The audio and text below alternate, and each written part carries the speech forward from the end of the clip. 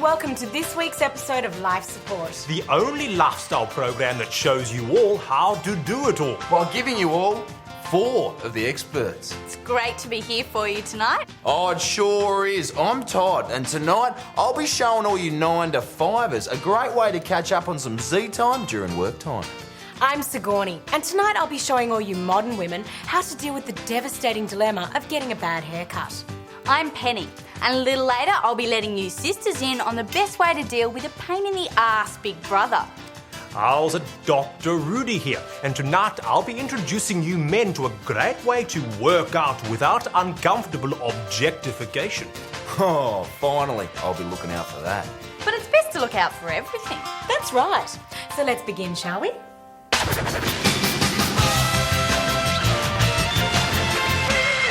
Recently, the police force has resorted to using sniffer dogs on public transport to detect drugs.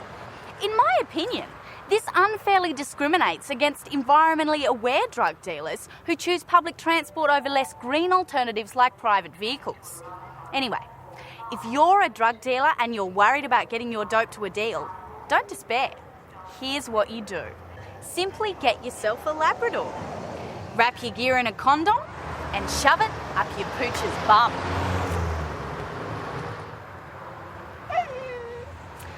Then if a police sniffer dog starts sniffing your dog's bum, it's unlikely to arouse suspicion because dogs sniff each other's bums all the time.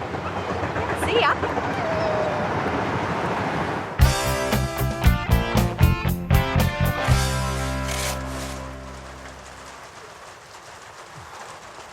There's nothing worse than starting the working day exhausted due to a bad sleep the night before. And if you're a tradesman like me, all physical on that, people don't like it when you nap or go slow on the job. So unfortunately, there's nothing you can do about it. But for those of you who earn at the office, there is a way to catch up on that lost sleep time during work time. I'll show you how. To start with, paint some white out on your eyelids. Then use a whiteboard marker to draw on some eyes. Then run a length of coat hanger wire through the length of your tie. Bending it here, you've made yourself a little stand to prop up your chin. Now, remember, your head weighs about 5 kilograms, and when you're sleeping, you're fully relaxed. So, if you don't want to asphyxiate, a Windsor knot is a bit thicker and will probably protect your throat better. Now, remember, you want everyone to think you're really enjoying yourself. So, bend a couple of paper clips into the shape of some small hooks. Then, loop a rubber band around your ears and clip the hooks into the corners of your mouth. And you've made yourself a little smile aid. Now, all you need to do is lean forward, relax, both hands above the desk, and settle into some high-grade, uninterrupted dream time. Oh, remember, a boss likes a worker who turns up early, works through lunch, finishes late, and keeps quiet. So, whilst you catch up on sleep you didn't get last night, you could be in line for a promotion, and who knows, you may even sleep your way to the top.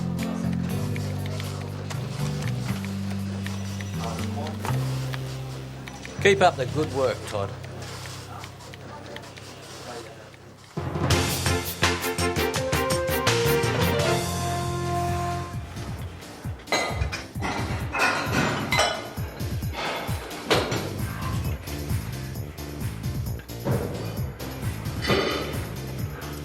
It's becoming an increasing problem for fit, attractive, heterosexual men like you and me. The constant, unsolicited ogling of your physique by gay men. It is happening with increasing regularity and in increasingly surprising locations. Even a heterosexual retreat like this gymnasium. Such objectification demeans us and can pose questions that we'd rather not ponder. You may be surprised to know that not all of us are so thrilled at being a gay icon. But don't worry, there is a way to enjoy freedom from the scrutiny with dignity. Just borrow an idea from another race of men that can't control themselves. Simply cover the contours of your arousing physique in a loose-fitting, light and breezy chador. Relatively cheap and in surplus supply, thanks to the recent downsizing of the Afghani market. Now you can enjoy being out for a workout in total comfort, and the unrestricting nature of your new attire means it's perfect for all those physical occasions where you feel on display. On the football field, on a bike, and it's perfect if you are a lifesaver, especially on a Sydney beach. So there you have it, men. Don't put up with gratuitous gag gaping. Take away the temptation and feel the freedom only your forefathers could have known. Bye now. If the men do it, then everyone would be covered up and no one really know how they look like or what their true colours are. It'd be awful. You'd live in a society where it didn't really matter what looks depended on, and coming from a fashion industry, that's quite important. I don't think it would become a fashion unless, like, for really ugly people who don't want to be seen or really shy or something, maybe. Like walking around like that in society, it's just not on. You know, if the women have to wear them, the men should wear them. Why not? At least it'll be a surprise, you know? Yeah. When they take it off. I don't know what kind of surprise you're talking about.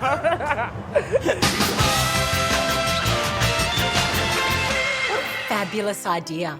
I think Dr. Rudy is so pioneering in his thinking. I reckon he's a little out of touch. Gay culture already wears the chador. Oh, Penny, don't be absurd. I have plenty of gay friends and none of them could possibly cut hair wearing a chador. Yeah? Take a look at this. So what have you been up to? How's Gary? So what are you going to do with your hair? See?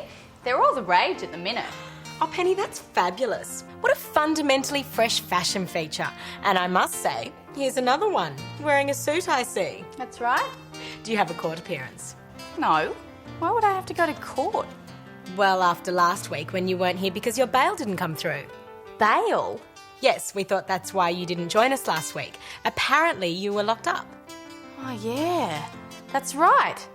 Just another night in the clink. No biggie. So, what's coming up next, Sigourney? I don't know, Penny. Why don't we take a look?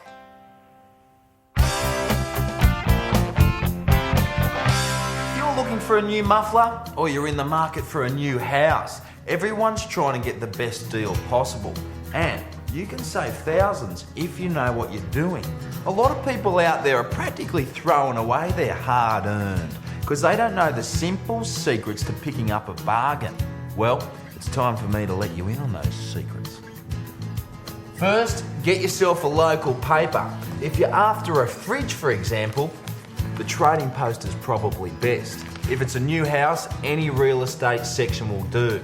Okay, now you scour the for sale sections and mark the items that match what you want.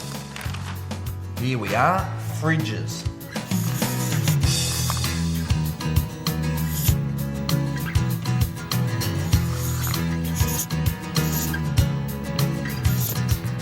Okay, sure, it took me a few minutes, but it's a worthwhile investment.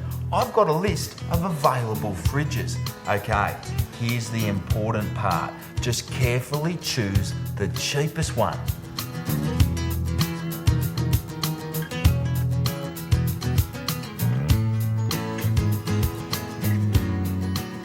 There, that's the one. It's that simple. I reckon I've saved $250 right there on what I would have spent if I bought the most expensive one. And it's the same with just about anything you want to buy. You want to save thousands on a new house? Just shop around and buy the cheapest one. But how do you know the one you're buying is the cheapest one? Well, first you'll need a calculator like this. If you subtract the price of the fridge that you want to buy from the price of another fridge and you get a number that's more than 0, that means that your fridge is cheaper. So remember, save money every time like the professionals do. No, not the expensive one, the cheaper one. Oh, yeah. Thanks. No worries.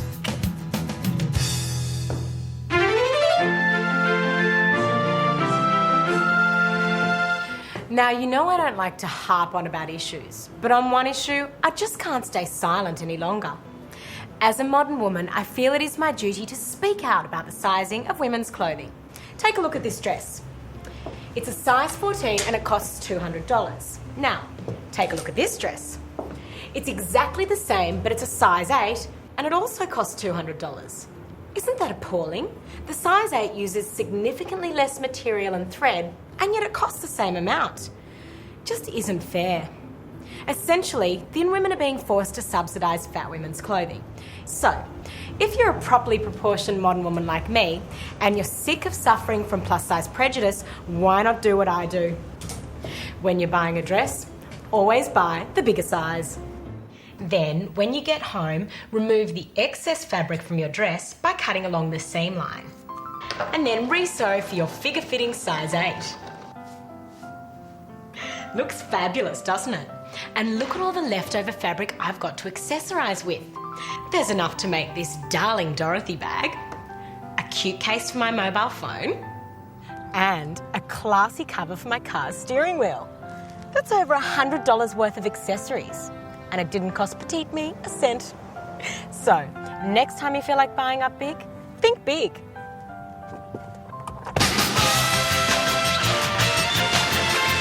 Geez, it's good to have you back, Penny. I was a little worried about you last week. You needn't have concerned yourself. I was just fine. Yeah, but hearing you're all locked up, missing the whole show, I must say it didn't seem very you at all, which makes me wonder if it is.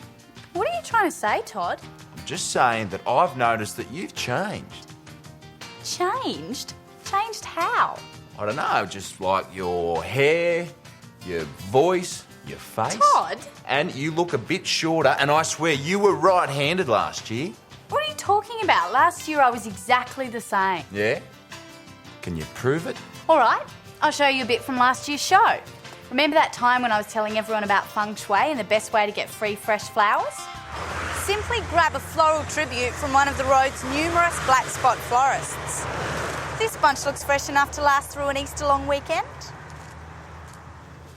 See? Same face, same voice. Same attitude, but still something doesn't feel quite right. All right, I know. Remember the time when Sigourney and I were trying to help out that little boy? Here's what you have to do. Just grab a Polaroid camera and take some naked pictures of yourself. Then leave those in your teacher's staff room pigeonhole. Once they're discovered, he won't be teaching at your or any other school ever again. Well, there you go. It was you. See? Everything's exactly the same. Yeah. I don't know after watching that. Does Sigourney seem a little different to you? Todd, no one has time for this. They'd rather be watching this.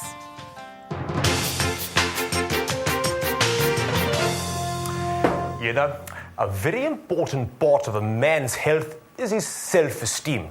And self-esteem is always tested in your friendships because your friends are the ones who will always try to put you down in a social situation. It's a tribal thing. Every social group has an unspoken pecking order, and life is a competition to see who is the alpha male. So whether you are talking about the Australian cricket team or what's happening in the Middle East, winning an argument can be terribly important for your self-esteem. So what do? Well, don't waste your time with schoolboy debating tricks or actually knowing what you are talking about. There is a much quicker and more enjoyable way to make sure you will win any argument. All you have to do is sleep with all your friends' wives. To do bad things, feign a lot. Ergo, Jerry Adams. There is no more powerful comeback to a devastatingly well-argued demolition of your views on the problems in Northern Ireland than to say... Ergo yourself, and that's why you're completely wrong. Ergo? Well, I slept with your wife, and she loved it. Of course, you may not even have to use this debating weapon of mass destruction. Just knowing that the person you're arguing with doesn't have a clue that you've balked his wife will give you a very powerful feeling of superiority, sure to boost your self-esteem. But beware, there is a remote possibility that they may come back with the old, "Oh yeah? Well, I've slept with yours." So to make sure of your ground, make sure also that you slept with their daughter, or at least give them a good tongue pash. Why didn't somebody tell me about this? Excuse me? Don't believe me! Hey! No, you come back here! And that's all there is to it, men. A guaranteed and fun way to boost your self-esteem. Bye now. Gin. This quiche is a triumph.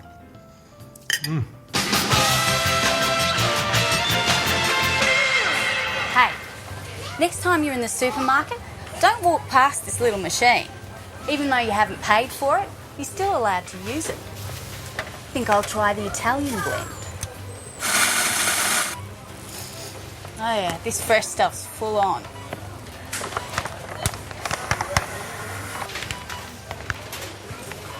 Oh yeah, a hardcore hit. Best of all, if you don't take it through the checkout, you don't have to pay for it.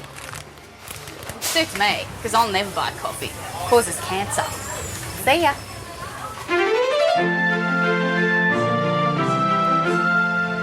Ladies, when it's time to move up in the world, it's just so difficult to know which suburb to move into. After all, we all judge a woman by where she lives. So, why not test drive a potential suburb before you commit? Of course, any suburb worth considering will have lots of smart curbside cafes and eateries. So, slip into your best get what you want dress, pick the prime seat, order a latte, open the street directory and assume the position. Don't forget that I'm lost look. If it is the right suburb, it will only be a matter of time before a suitable gentleman will stop to ask you if you need assistance. Befriend this gentleman and go home with him. An overnight stay is the best way to get a good feel for any potential suburb. Use the opportunity to take a look over the fences in your potential neighbourhood, discover what the traffic noise is like at night, and determine how long it will take to drive to the beautician in the morning. And there you have it, girls. Using a local to test drive a potential suburb will give you a real insight and take the guesswork out of your choices. Not to mention giving you ample opportunity to check out some charming, eligible gentlemen.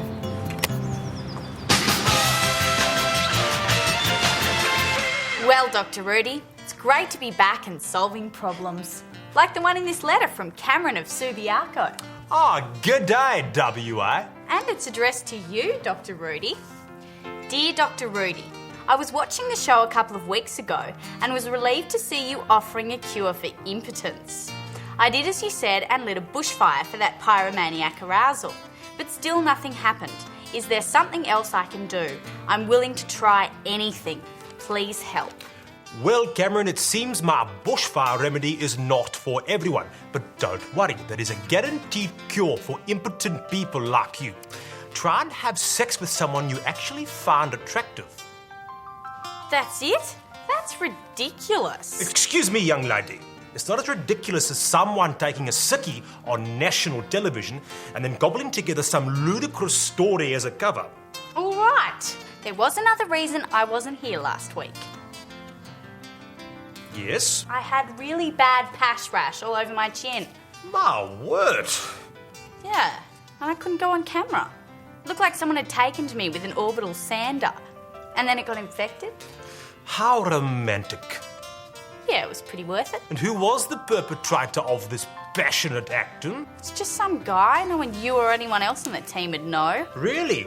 Well, I thought that you and young... Come on, guys. We haven't got time for all this chin wagging because right now it's time for the next segment. Stop it, Mason! Stop it, Mason! Stop it, Mason! It has a particular... Having a big brother can be a real pain in the ass. For most of us, it rounds out to about 10 years of hitting, spitting and verbal abuse. And after trying everything to stop the imbecile, you soon realise that there's just no reasoning with a dumb animal like that. But don't worry, sister siblings, because there is a simple way to stop that tormenting permanently. All you have to do is install a concealed closed-circuit camera in your brother's bedroom. So you can record some of his more tempestuous self-love sessions. Just make sure you position it so you get a good shot of his bed.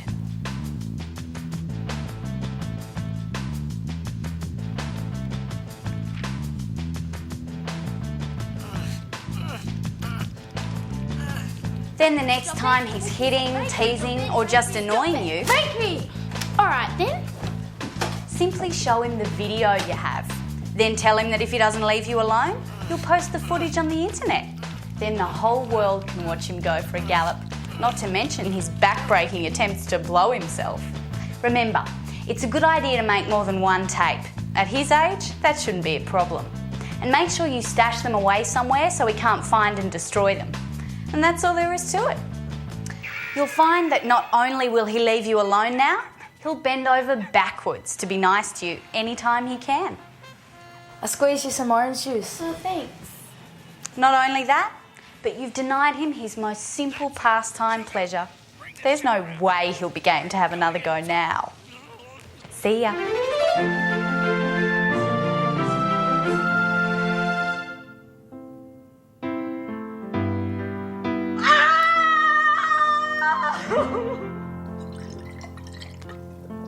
There's nothing worse than coming home from the hairdresser, looking at yourself in the mirror and realising you have a bad haircut.